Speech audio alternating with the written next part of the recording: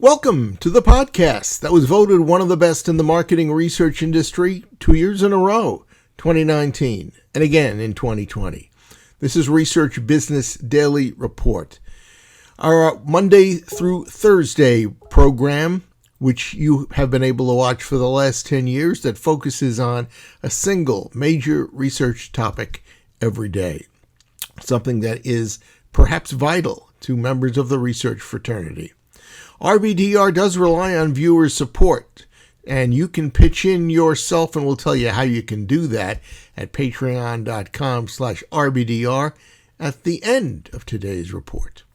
My name is Bob Lederer, and I'm in my 26th year as the respected voice in market research. Net Promoter Score has become omnipresent in so many companies worldwide since its inception in 2003, almost 20 years ago. In fact, Fortune magazine has estimated that 60% of the Fortune 1000 do use NPS. Success? Well, that may depend on your point of view. The TQM Journal says even though you use it, NPS is a poor predictor for what it was designed to predict. 1, customer loyalty, and 2, customer satisfaction. If you're in the camp of those who quietly or more openly question NPS's value, well, this edition of RBDR will put a smile on your face. DMR founder and president Michaelis has put his substantial brain power against NPS's shortcomings, and he's got some interesting suggestions about how to beef it up. Michaelis? Thanks, Bob. NPS, known by all of us as Net Promoter Score, has been around for a couple of decades. According to Fortune magazine, 60% of the Fortune 1000 use it to predict customer behavior and company performance. NPS's single figure has always been prized, yet over time, NPS's flaws have been exposed. According to a study from the TQM Journal, NPS has been found to be a very poor predictor of customer loyalty and satisfaction. So what, if anything, exists that is available to use now that may enhance, explain, or even replace the NPS?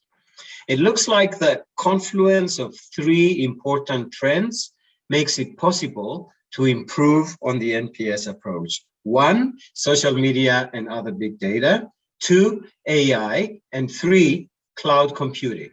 These 3 trends provide a new ability to analyze and understand massive volumes of unstructured data, as in text, audio, images, or video. These data can be found on social media or in internal company sources such as call center calls, website chats, emails, etc.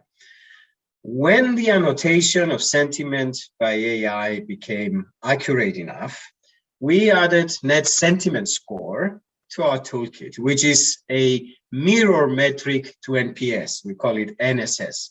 It does not rely on responses to a questionnaire from a sample of the population. It is comprised of the opinions of everyone who express themselves on any channel about a brand. Machine learning models can go even further than just sentiment by recognizing purchase intent and recommendations.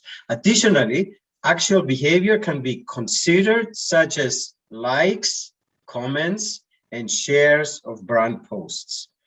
I think these kinds of streaming data are far more reliable and multifaceted than a few sporadic NPS survey responses.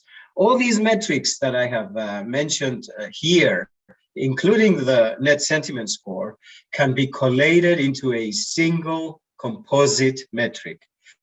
We call it the social presence score, if we only include social media as a source. If we also include customer interactions from calls, chats, and emails, it then becomes the brand equity score, BES. Applying systems like BES will bring companies the ability to benchmark their own brands and their overall performance against their competitors. A critic might say that, hey, it's just like NPS, a single score. Yes, BES like NSS or NPS is a single score. However, brand equity score is more encompassing as it consolidates the net sentiment score along with 6 other customer interaction metrics. Many clients of DMR, formerly known as digital MR, use NPS, but they also use net sentiment score to explain some unexplained NPS fluctuations.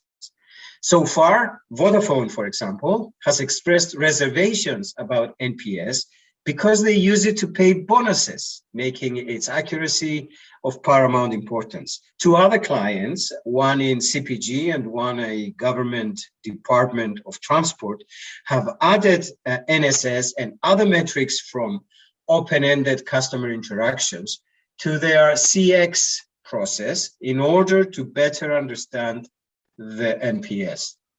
Consumers of the 3 clients that I mentioned here interact with them on all their internal and external channels.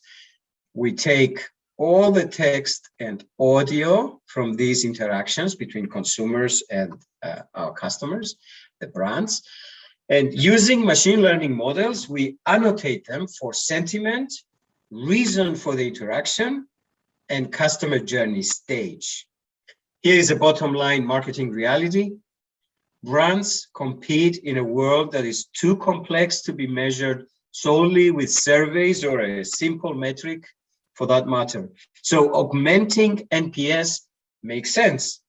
Progress is being made by embracing KPIs from unstructured data, using AI to turn those interactions into actionable information for sure, and sometimes into invaluable insights.